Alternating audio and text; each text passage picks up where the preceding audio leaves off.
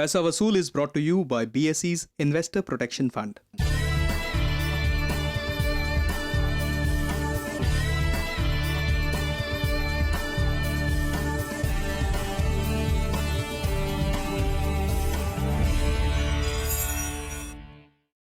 नमस्कार, पैसा वसूल के एक और एपिसोड में स्वागत है आप सबका। मैं हूं करुणा।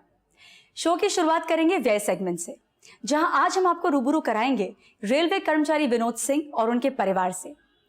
विनोद अपनी पत्नी संगीता के साथ मिलकर अपने पूरे परिवार का आर्थिक भार संभाल रहे हैं। साथ ही देखेंगे विनोद की आर्थिक समस्याओं पर हमारे एक्सपर्ट की राय। लेकिन उससे पहले इस हफ्ते की प्रमुख खबरें। कई बड़ी दवा निर्माता कंपनियां वित्तीय संस्थानों से हाथ मिला रही हैं ताकि उपभोक्ता महंगी दवाओं और मेडिकल डिवाइसेस का भुगतान EMI के रूप में कर सकें। 10 साल से ज्यादा ऑपरेट न होने वाले बैंक अकाउंट्स का पैसा DF में ट्रांसफर किया जा सकता है। भारतीय रिजर्व बैंक ने बैंकों से बिना दावे वाली राशि के वर्गीकरण में आने वाली जमा राशि को जमाकर्ता शिक्षा एवं जागरूकता कोष DF में 30 जून तक जमा करने का निर्देश दिया है। रिटायरमेंट फंड का मैनेजमेंट करने वाले EPFO पिछले वर्ष के 8.75% के मुकाबले चालू वित्त वर्ष के PF पर 9% दर से ब्याज दे सकता है। सूत्रों के अनुसार बाजार में सुधार और केंद्र में नई सरकार बनने के बाद EPFO द्वारा विभिन्न निवेशों पर अधिक प्रतिफल मिलने की उम्मीद बढ़ गई है। निम्न वर्गीय लोग या छोटे शहरों के निवेशकों की म्यूचुअल फंड्स में भागीदारी बढ़ाने के लिए सेबी ने फंड हाउसेस को प्रति वर्ष प्रति व्यक्ति 50,000 रुपए तक का नगद निवेश स्वीकार करने की अनुमति दे दी है। सेबी ने 2 वर्ष पूर्व नगद निवेश की सीमा 20,000 रुपए निर्धारित की थी। फुटबॉल का महासमर फीफा वर्ल्ड कप 12 जून से ब्राजील में शुरू हो चुका है। इसमें 32 टीम वर्ल्ड चैंपियन बनने के लिए अपना दमखम आजमा रही हैं। 13 जुलाई को इस महासमर का समापन होगा। आइए मिलते हैं विनोद सिंह और उनके परिवार से हमारी संवाददाता गरिमा दास के साथ। रेलवे के पावर कंट्रोल विभाग में काम करने वाले विनोद सिंह को पढ़ाई खत्म होने के तुरंत बाद ही रेलवेज में नौकरी मिल गई। पर मीडिया के क्षेत्र में विनोद की काफी रुचि थी। वो हमेशा से एक पत्रकार बनना चाहते थे। 46 वर्षीय विनोद को किताब पढ़ने अथवा घूमने का शौक है। उनके परिवार में उनके पिता, पत्नी, एक बेटा अथवा एक बेटी हैं। उनकी मां का देहांत साल 2000 में हो गया था। वो अपने परिवार के साथ रेलवे क्वार्टर्स में रहते हैं। विनोद के पिताजी रेलवे के सेवानिवृत्त अधिकारी हैं। विनोद की पत्नी संगीता एक निर्यात कंपनी में काम करती हैं। उनका बेटा आदित्य इंजीनियरिंग की पढ़ाई कर रहा है और बेटी 12वीं कक्षा में है। विनोद और उनकी पत्नी की कुल मासिक आमदनी करीबन 1 लाख रुपए है। हम दोनों का मंथली खर्च जो है पूरे फैमिलीज में जाते हैं, पूरा EMI भर के अराउंड 60 से 70 हज़ार के लगभग है। विनोद का मानना है कि बचत से ज्यादा निवेश पर ध्यान देना चाहिए, इसलिए वो हर महीने अपने और अपनी पत्नी की कुल आमदनी में से 20 से 25% हिस्सा निवेश करते हैं। इस वजह से उनकी वित्तीय स्थिति काफी मजबूत हो चुकी है। उन्होंने term policy, unit linked pension plans लिए हुए हैं, पर उनकी पत्नी पोस्ट ऑफिस स्कीम्स और सोने में निवेश को बेहतर विकल्प मानती हैं। इक्विटी में 25 to 30% और जो EMI में भर रहा हूँ तो 40 to 50% मेरा जा रहा है रियल एस्टेट में ही, और बाकी PF जो है इनकी पोस्ट ऑफिस वगैरह 15 से 20% करके, और उसमें गोल्ड भी इंक्लूड है। गोल्ड भी अराउंड 5% वगैरह जो भी है करके। टर्म इंश्योरेंस में करीब 26,500 का एक प्रीमियम भर रहा हूँ। यूनिट लिंक में अराउंड 25,000 ईयरली है, और पेंशन प्लान 10,000 ईयरली है, और बाकी अराउंड 10-10 हज़ार के ऐसे क्वार्टरली है करके दूसरे इंश्योरेंस है जो मनी बैक वगैरह है। विनोद ने अपने बच्चों की पढ़ाई के लिए कोई लोन नहीं लिया है। अगर भविष्य में उनके बेटे आदित्य की पढ़ाई के लिए पैसों की जरूरत पड़ी तो वे अपने शेयर्स बेच के बेटे को विदेश में उच्च शिक्षा के लिए भेजेंगे। उनका और उनकी पत्नी का ये मानना है कि पहले वे अपनी बेटी को अपने पैरों पे खड़ा होने के काबिल बनाएंगे और उसके बाद ही उसकी शादी के बारे में सोचेंगे। अपनी बेटी मेघना के लिए विनोद की पत्नी संगीता ने एक फ्लैट खरीद के रखा है और सोने में भी निवेश किया है। गोल्ड में इन्वेस्ट करके कॉइन्स रख लेना है। जब बच्चे का शादी का समय आएगा तो उसमें जो भी ज्वेलरीज उसके लिए बनानी है, उस समय नए फैशन के उसको बना के दे दूंगी। विनोद का परिवार वित्तीय रूप से सुखी है, पर वे हमारे एक्सपर्ट से कुछ सलाह चाहेंगे। मुझे इन्वेस्ट करना हो तो इक्विटी में किए या सिल्वर भी इस समय काफी डाउन है, तो what is the better option investment के लिए? उल्वे में मैंने फ्लैट बुकिंग किया है, जो रेट है I have booked near about 4700 में बुक किया, पर अब मुझे कहीं से पता चल रहा है कि वहाँ का रेट काफ़ी कम हो गया, 4200 हो गया। मतलब हम लोगों को लॉस हो गया एटलीस्ट 2-3 लाख का। तो मैं एक्सपर्ट से चाहती हूँ कि मैंने जो इन्वेस्टमेंट किया है वो लॉन्ग रन में उसका क्या रिटर्न्स है। विनोद और उनकी पत्नी का कोई रिटायरमेंट प्लान्स नहीं है। विनोद एक सरकारी कर्मचारी हैं, इसलिए उनको सरकारी मेडिकल सुविधाएं उपलब्ध हैं, पर फिर भी उन्होंने एक मेडिक्लेम पॉलिसी ली हुई है जिसका सालाना प्रीमियम 25,000 रुपए है। अब आइए चलते हैं हमारे एक्सपर्ट के पास और लेते हैं विनोद सिंह की आर्थिक स्थिति पर उनकी राय। अब वो कह रहे हैं कि सब कुछ बेच पाच कर सब एक उल्वे के फ्लैट में अंडर कंस्ट्रक्शन में डालेंगे। बहुत ही रिस्की है ये, तो वैसे भी अंडर कंस्ट्रक्शन फ्लैट है, आप बिल्डर को हाई रेट पे लोन दे रहे हैं, बहुत ही रिस्की मूव है। मेरे ख्याल से इससे उनको तुरंत निकल जाना चाहिए। संगीता सिंह जी के लिए भी एक 40 लाख की टर्म इंश्योरेंस पॉलिसी ले लेनी चाहिए। हेल्थ इंश्योरेंस पॉलिसी जो उन्होंने ले रखी है बहुत महंगी, इतनी अच्छी पॉलिसी नहीं है, उनको दूसरी अच्छी हेल्थ इंश्योरेंस पॉलिसी ले लेनी चाहिए। जो उनकी एक यूलिप पॉलिसी है और पेंशन पॉलिसी है उसे उनको सरेंडर कर देना चाहिए। जो सरेंडर से पैसे आएंगे वो पैसे वो इन्वेस्ट कर सकते हैं। जो भाड़ा आ रहा है वो पैसा शॉर्ट टर्म फंड में एक सिस्टमैटिकली इन्वेस्ट करें, हर महीने 20,000 रुपये। ये आदित्य की फंडिंग के लिए काम आ जाएंगे। अपने रिटायरमेंट के लिए उन्हें करीबन 2 करोड़ रुपए जमा करने, और उस 2 करोड़ को जमा करने के लिए 20,000 रुपये इन्होंने इक्विटी फंड्स में सिस्टमैटिकली हर महीने ये अगर लगाएंगे, चाहे लार्ज कैप इक्विटी हो चाहे थोड़ा सा पैसा मिड कैप इक्विटी में भी लगा सकते हैं। उनके पास जो गोल्ड वगैरह है उनको आप रहने दीजिए, ताकि आपके पास बैलेंस भी हो जाएगा रिस्की एसेट्स और लेस रिस्की एसेट्स का। अगर आप हमारे व्यय सेगमेंट का हिस्सा बनना चाहते हैं या अपनी आर्थिक समस्याओं पर हमारे फाइनेंशियल एक्सपर्ट से सलाह लेना चाहते हैं तो हमें जरूर लिखें। आप हमें ईमेल भी कर सकते हैं। हमारा ईमेल आईडी है paisavasool3@gmail.com। अब वक्त है एक ब्रेक का। ब्रेक के बाद देखेंगे इलेक्ट्रॉनिक गैजेट्स इंश्योरेंस पर एक रिपोर्ट। देखते रहिए पैसा वसूल।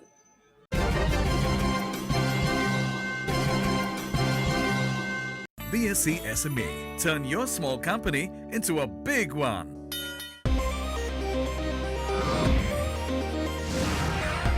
India's fastest currency derivatives exchange is here. BSE CDX, powered by Bolt Plus.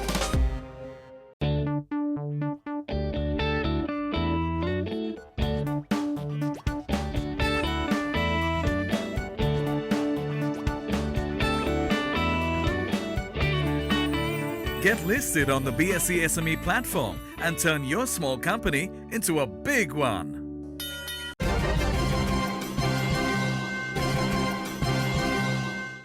Welcome back. आप देख रहे हैं पैसा वसूल।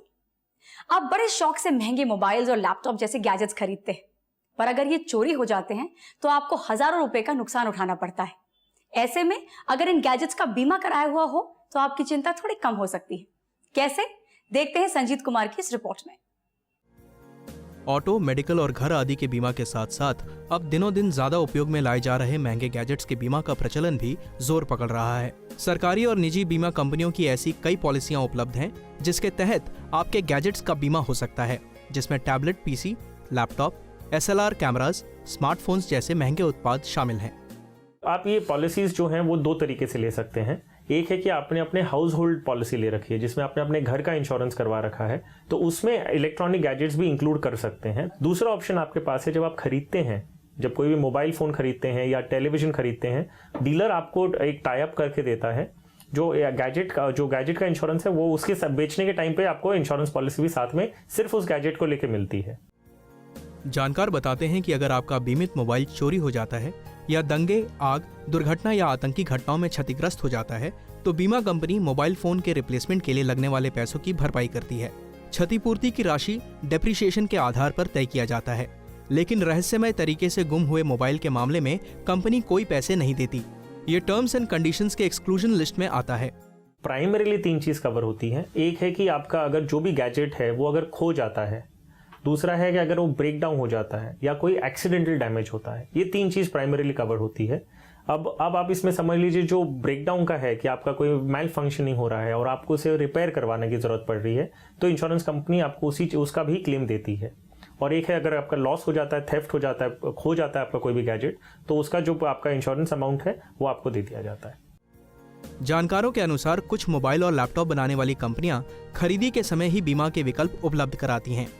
बेहतर है कि अपने महंगे गैजेट्स को बीमा की सुरक्षा उपलब्ध कराते रहें, ताकि उसके क्षतिग्रस्त होने अथवा चोरी होने की स्थिति में उसके आर्थिक नुकसान की भरपाई हो सके। परिवार की वित्तीय योजना में पूरे परिवार का शामिल होना बेहद जरूरी है। इसमें बच्चों को भी शामिल किया जाना चाहिए। परिवार के हर सदस्य का जागरूक होना क्यों जरूरी है, बता रही है हमारी एक्सपर्ट दीना मेहता। फैमिली की जो फाइनेंशियल प्लानिंग है, इसमें परिवार के हर सदस्य को इन्वॉल्व करना ज़रूरी है। सबसे पहले बीबी है, उसको इन्वॉल्व करना ज़रूरी है। उसको पता होना चाहिए कि कौन से फाइनेंशियल एसेट्स फैमिली के हैं और वो कहाँ पर लगे हुए हैं, और उनकी मदद भी लेनी चाहिए, जैसे कि उसका रिकॉर्ड रखना, जाकर इंटरेस्ट लेके आना। और दूसरी बात है कि कुछ भी अगर हेड ऑफ द फैमिली को होता है, तो अगर बीबी को सब बातें पता होती है तो बहुत आसानी से सारे एसेट्स उनके काम आ सकते हैं। टीन एज जो आपके बच्चे हैं उनको भी फाइनेंशियल प्लानिंग में इन्वॉल्व कीजिए, क्योंकि वो समझ पाएंगे कि उनके परिवार की आमदनी कितनी है। कई बार बच्चे बहुत ही दूसरे बच्चों को देखकर बहुत सारी डिमांड्स करते हैं, तो ये सारी बातें अगर उनको फैमिली के फाइनेंसेस पता हो तो ये सारी बातें कंट्रोल में रह सकती है। अगर उनको शुरू से सेविंग्स की और इन्वेस्टमेंट्स की अगर सूझ और आदत डाल दी जाए, तो वो अपने जीवन में भी ये सारे प्रिंसिपल्स फॉलो करेंगे और अपने फैमिली के फाइनेंस की मजबूत नींव बना सकेंगे। अब वक्त हो चला एक छोटे से ब्रेक का। ब्रेक के बाद हमारे आई सेगमेंट में हम आपको मिलाएंगे हॉबी क्लासेस चलाने वाली एक उद्यमी से। देखते रहिए पैसा वसूल।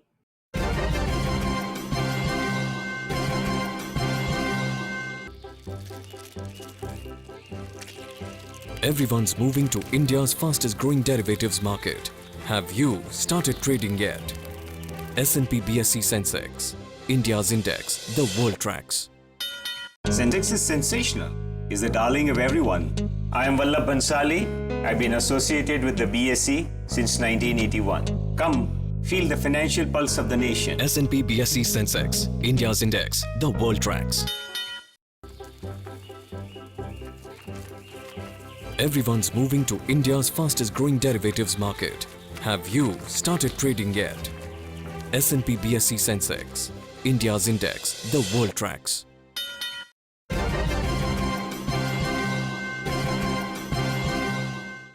स्वागत है आपका ब्रेक के बाद। आप देख रहे हैं पैसा वसूल। केवल नाच या गाना ही नहीं, आजकल लोग किसी भी कला में निपुणता को काफी प्रोत्साहन देने लगे हैं। ऐसे में हॉबी क्लासेस कमाई का एक अच्छा विकल्प बनकर सामने आ रहा है। पेशे से एक फैशन डिजाइनर काजल तुषार दोषी ने अपने बच्चों के जन्म के बाद इस व्यवसाय में कदम रखने की सोची। हमारी संवाददाता रत्ना नायर के साथ आइए नजर डालते हैं काजल के सफर पर। कला के किसी भी क्षेत्र में आजकल बहुत स्कोप है, इसलिए लोग हर किस्म की कला को बढ़ावा देने लगे हैं। ऐसे में हॉबी क्लासेस एक अच्छा उद्योग बनकर सामने आया है। कभी पेशे से फैशन डिजाइनर रह चुकी काजल तुषार दोषी ने 12 साल पहले अपने बच्चों के जन्म के बाद हॉबी आर्ट एकेडमी नाम से mehndi, nail art, mural art, quilling, jewellery making जैसे 135 तरह के क्लासेस अपने घर पर ही शुरू किया। ये बिजनेस को स्टार्ट करने के लिए मुझे 10,000 तक की कैपिटल लगी। 3 लाख से बिटवीन 5 लाख में वो आराम से घर बैठ के अपने जोन में अपने टाइम के हिसाब से काफ़ी अच्छी अर्निंग हो जाती है। जो ऑर्डर्स में लेती हूँ वो नॉर्मल जो मेरी इनकम है उसमें नॉर्मली 5% से लेके 25% की एड ऑन होती है। आप कितने ज़्यादा ऑर्डर ले पाते हो उसके ऊपर। इस व्यवसाय से काजल अपने पति की आर्थिक तौर पर मदद कर पा रही हैं और अपने बच्चों की पढ़ाई और भविष्य के लिए बचत करने में सहायक हो रही हैं। लेकिन काजल के लिए ये सफर उनके स्वास्थ्य के नजरिए से बहुत आसान नहीं था। मेरा तो एक ऐसे हो गया कि काफ़ी बड़ा एक्सीडेंट हो गया और एक्सीडेंट के सिर्फ 1.5 या 2 महीने के बाद मैंने अपने क्लासेस वापस पूरे रीस्टार्ट कर दिए। काजल इन क्लासेस को केवल हॉबी के रूप में नहीं बल्कि लोगों के लिए घर बैठे कमाई के एक जरिए के रूप में देखती हैं। इसलिए उन्होंने अपने क्लासेस में उम्र की सीमा नहीं रखी। एग्जीबिशन करना है वो भी कर सकते हैं, वर्कशॉप लेना है वो भी कर सकते हैं, ये कोई मॉल है, सोसाइटी है जहाँ पर उनको वर्कशॉप एक्टिविटी करनी है तो वो भी कर सकते हैं। काजल ज्यादा से ज्यादा लोगों को प्रशिक्षित करने की चाह रखती हैं और इसलिए कोर्स फी में डिस्काउंट और फ्री कोर्सेज का भी प्रावधान रखती हैं। डिसिप्लिन्ड है, at the same time she is quite strict also, but काफ़ी एक्सपीरियंस्ड लेडी है जिनके पास से मैं जितना सीख पाऊंगी उतना कम है। मैंने पहले भी मेहंदी का कोर्स किया था बट उसमें इतना अच्छा नहीं सिखा पाए जैसे मैम ने अभी पूरा प्रोफेशनल टेक्निक से हम लोग को सिखा रहे हैं। घर बैठे बैठे बच्चों और परिवार की जिम्मेदारियों के साथ साथ अपनी कला को दूसरों तक पहुंचाना और साथ ही उससे आर्थिक लाभ भी उठा पाना भारतवर्ष की कई गृहिणियों के लिए प्रेरणात्मक है। अब वक्त है एक ब्रेक का। ब्रेक के बाद पेश करेंगे हमारा तीसरा सेगमेंट संचय, जिसमें हम बच्चों को पैसों और वित्तीय योजना से अवगत कराने की अहमियत पर नजर डालेंगे। देखते रहिए पैसा वसूल।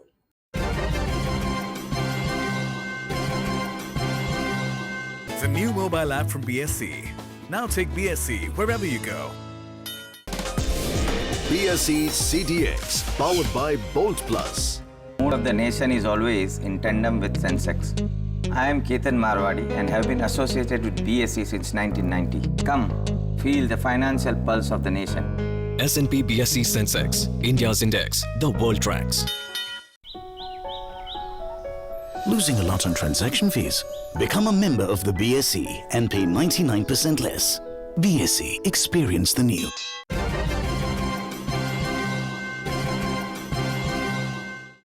स्वागत है एक बार फिर आपका। आप देख रहे हैं पैसा वसूल। वित्तीय योजना केवल बड़ों तक सीमित नहीं होती, बच्चों को भी इसमें शामिल करना बहुत जरूरी है। पैसों से पहचान होना और उसकी अहमियत को छोटी उम्र में ही समझना बहुत आवश्यक है। इस पर और जानकारी दे रही है हमारी संवाददाता रत्ना नायर। वित्तीय जागरूकता केवल बड़ों के लिए नहीं बल्कि बच्चों के लिए भी महत्वपूर्ण है। बच्चों को उनकी विकसित बुद्धि और समझ के अनुसार पैसों की अहमियत से सामना करवाएं। जैसे जैसे बच्चे बड़े होते हैं, आप उन्हें जेब खर्च के रूप में आर्थिक स्वाधीनता प्रदान करें। इससे वे पैसे के मूल्य को समझेंगे। वे जब आपसे किसी वस्तु की मांग करें तो उन्हें अपने जेब खर्च में से बचत करने का सुझाव दें। मम्मी पापा 100 रुपया पॉकेट मनी देते हैं, उसमें से 50 रुपया मैं खर्चा करता हूँ और 50 रुपया गुल्लक में डालता हूँ। खर्च और बचत से ये उनके वाकिफ होने की प्रथम सीढ़ी है। आमतौर पे हम देखते हैं कि वो जब 4-5 साल का होता है तो कुछ कॉइन्स होते हैं तो वो पिगी बैंक में डाल देता है। तो जैसे जैसे उसकी उम्र बढ़ती है वैसे उसको जो नॉलेज आपको देना है वो धीरे धीरे आप नॉलेज इम्प्रूव कर सकते हो। ये समझना शुरू हो जाता है उनको कि अगर वो थोड़ा सा पैसा लगाते हैं तो वो स्लोली वो पैसा जमा होके बड़ा पैसा बन जाता है और वो बड़े पैसे में से वो बड़ी चीज खरीद सकते हैं। आपके बच्चे जब इस योग्य हो जाएं, तो बचत, निवेश, वित्तीय योजना जैसे शब्दों से उनका परिचय करवाएं। बच्चों को सिखाने के और भी विकल्प हैं, जैसे सेविंग्स बैंक अकाउंट खुलवाना, बाजार से खरीदारी करते समय उनसे तोल मोल करवाना इत्यादि। एज अ पेरेंट आप ये कर सकते हैं कि जो भी आपके बच्चे को गिफ्ट मिलती है, जो भी 50 रुपया, 100 रुपया, 200, 500 रुपया किसी ने भी गिफ्ट दे दिया, यदि उस